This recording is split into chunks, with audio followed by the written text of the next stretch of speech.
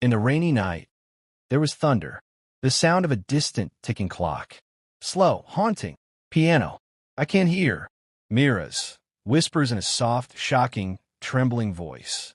Everyone said Rhea died that night. They said it was an accident. But then why did someone send me her photo? 7 years later? And why does it feel like I was never meant to survive that night either? I've always believed memories were like ghosts. They visit when you least expect them, and some don't come to haunt you. They come to warn you. 7 years ago, there was a girl named Rhea Malhotra, a name that once filled tabloids, dorm walls, and broken hearts. Back then, she was everything I wasn't. Luminous, reckless, and impossible to ignore. Her laughter could silence a room. Her tears could start a war.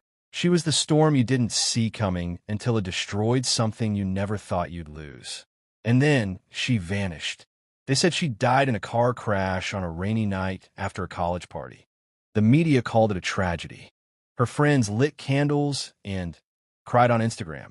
But I knew better, because I was there that night. And trust me, Rhea didn't die in that accident. The world moved on. Everyone did. Meera Roy, the quiet, artistic girl who used to sketch Rhea behind her back in lecture halls, survived that night too. I've followed her ever since. Not because I'm obsessed, but because she was supposed to die with Rhea. And yet, she lived. She left the city, changed her number, cut her hair short, like she wanted to erase the past. But ghosts, they don't like being forgotten. 2 weeks ago, Meera received a courier with no return address. Just a photo, a freshly printed image of Rhea standing at a train station, taken 4 days ago. I've watched this unfold from a distance. Always careful, always quiet. Meera's confusion was delicious. She stared at that photo like she was staring into a grave that had just opened. For 7 years, she'd buried Rhea with trembling hands. But truth has a funny way of rotting under silence, and it always finds a way to claw back to the surface. She doesn't know. It was me who sent the photo, and she never questioned how I got it. People rarely question miracles or warnings.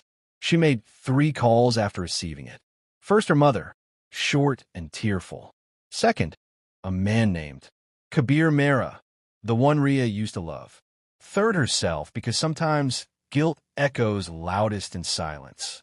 But I was more interested in the 4th call she made after midnight, to someone named Aryan. Kabir was the golden boy once, basketball star, political science genius, charm that could melt glaciers. And yet, he forgot her. Both of them, after Rhea's death. Kabir turned into a success story, the kind who posts motivational quotes and brand sponsorships on his profile now. He never visited Rhea's grave. He never spoke to Meera again after the funeral. But that night, when Meera called him, he answered in one ring. And his first words weren't, "Hello." They were. Kabir directly asked, "Where did you find that photo?"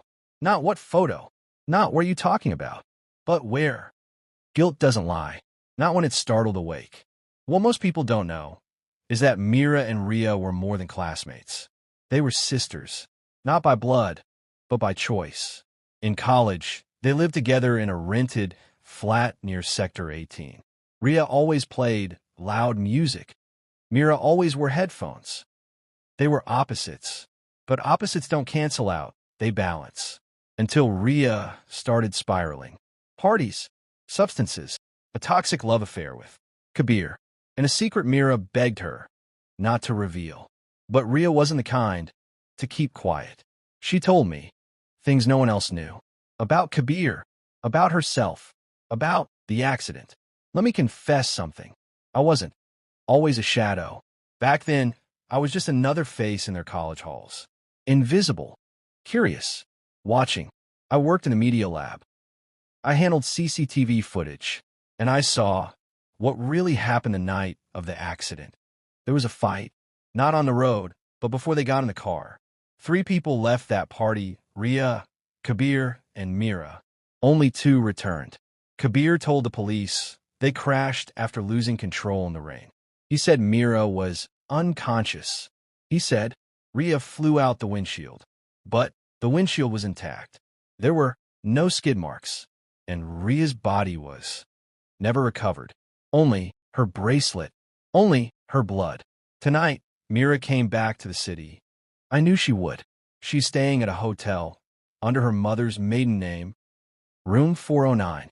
She thinks she's being careful, but I've already placed a bug in her lamp. I'm watching her. She keeps staring at the photo, zooming into the background. A woman, medium height, holding a newspaper. But it's not the woman she notices. It's the headline. Business tycoon Kabir Mehra announces engagement to Meera Aurora. Meera's fingers tighten because Meera Aurora was Rhea's fake ID name. In college, I've waited 7 years to see this moment. The girl who survived, returning to the city that buried the truth. Meera's walking now, heading to the only place that connects them all. The old campus auditorium. That's where it all began, and where it all must end. She walks in with shaking hands.